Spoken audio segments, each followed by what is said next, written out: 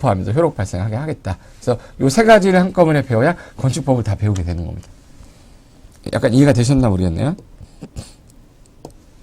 그래서 이제 국가고시 관련돼서 제가 시험이 주로 출제되는 영역이 어디냐를 말씀드리냐면, 자, 일단 국토의 계획 및 이용에 관한 법이 있고 시행령이 있고 시행규칙이 있는데, 공인중개사 공부하시는 분들이 많아서 그 시험 과목 제가 6개를 한번 뽑아본 거예요.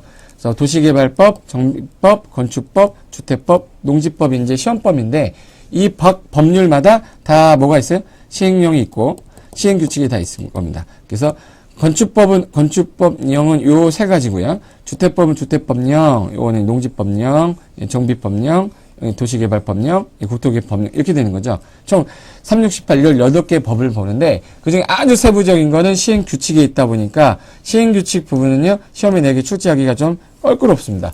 너무 세부적인 거라서. 그래서 일반적으로 시험은 이 법 위주로 나오고요. 그 다음에 시행령 위주로 이렇게 해서 나온다고 생각하시고 이건 안 나온다고 보시면 돼요. 만약에 여러분이 국가고시 본다 그러면 법률하고 즉 시행령 위주로 보되 법이 가장 우선이고 공부를 할 때는요. 그래서 조례규칙은 지자체마다 다르기 때문에 시험 범위에서 아예 없습니다. 그래서 우리는 앞으로 법과 시행령 위주로 출제를 하니까 앞으로 여러분이 국가고시를 볼 때는 이거 위주로 공부하시면 되겠습니다.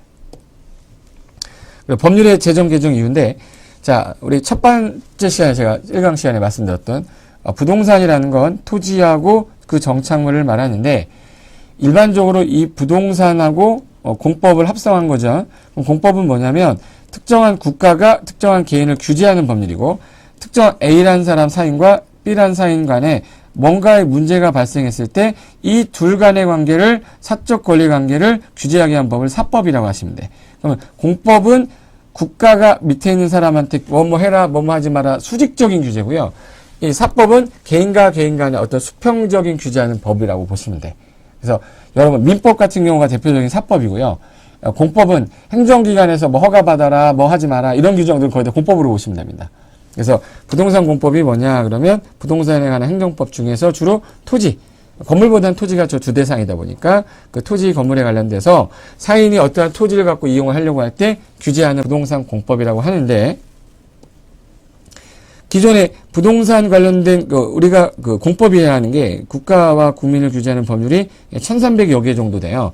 그럼 이제 국가가 개인을 규제하는 법이 공법이고, 요 개인과 개인 간의 관계를 규제하는 게 뭐예요? 사법입니다. 그 중에 우리 공법 중에 부동산만 관련된 걸 끄집어내니까 1300개 중에 한 10% 정도 돼서 한 130여 개 법률이 되는데, 그게 전부 다 토지하고 건축물을 가지고 이용하는 걸 규제하는 겁니다. 건물 지려면 건축법상 허가 받으셔야 되고요.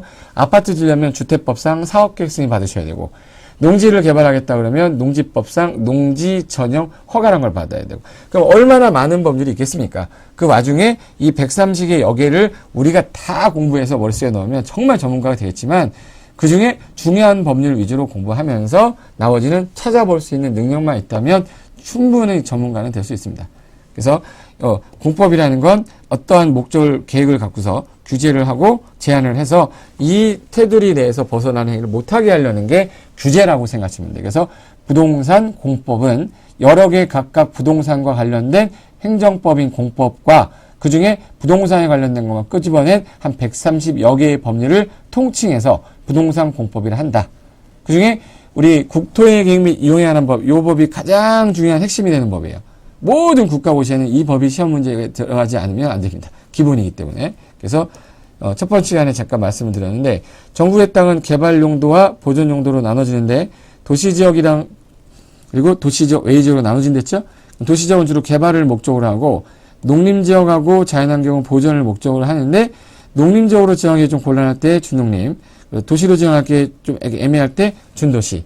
그러면 앞으로 여러분이 개발한다면 제일 좋은 땅은 싸고 개발 허용되는 땅이니까 도시가 좋긴 하지만 이쪽은 거들떠보진 않을 거야. 싼 땅 위주 중에서 개발이 허용되는 땅은 무슨 농림지역이네요? 준농림지역. 이 땅이 없으면 어디로 가겠네? 준도시. 그래서 사람들이 개발하려고 많이 몰렸던 지역이 이 지역이다 보니까 이 지역에서 문제가 발생해서 난개발이 슬슬 시작하게 된 거야. 무작정 개발 다 해놓고 나중에 살다 보니까 도로 부족하고 학교 부족하고, 그러니까 그런 거 하지 말자. 그래서 도시지역만 규제하던 도시계획법과 도시 외만 규제하던